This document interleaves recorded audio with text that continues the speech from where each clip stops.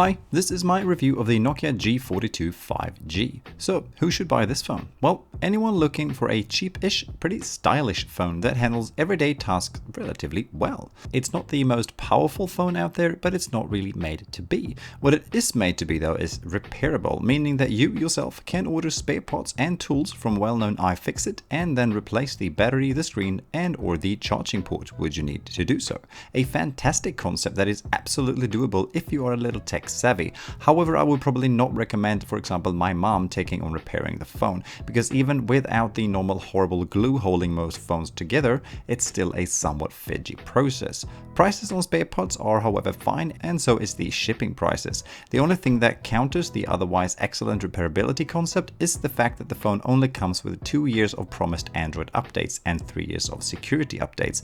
And apart from the screen, I'm having a hard time thinking that the battery or the charging port stops working before the software updates do. So, well, as a normal phone though, it's fine. The screen is a little low res with its 720p resolution, but it works. And it also helps the battery to make the phone last well over 2 days with normal use. The 90Hz refresh rate also improves the screen situation a little.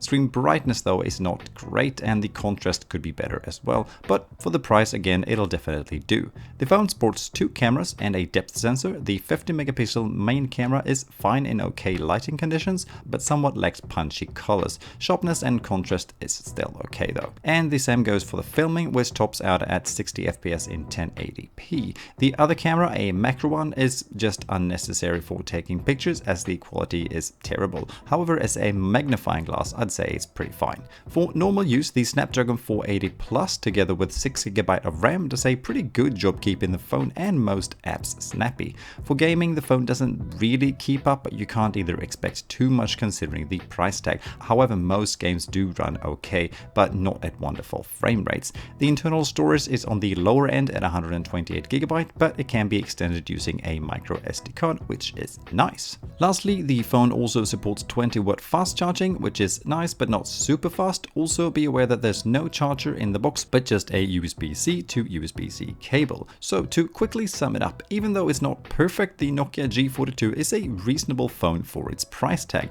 The fact that the parts can be changed by the user is fantastic, albeit though that it raises some questions when put in contrast to the relatively short time of software updates. The camera is also so-so and the screen could be better, but again, for the price and for common everyday use, the software works fine, the battery life is good, and the design is actually great. So overall, I'd actually say it's an okay phone. And that is about that. Please share any questions in the comments below and I'll do my best to answer them. Have a nice day. Bye.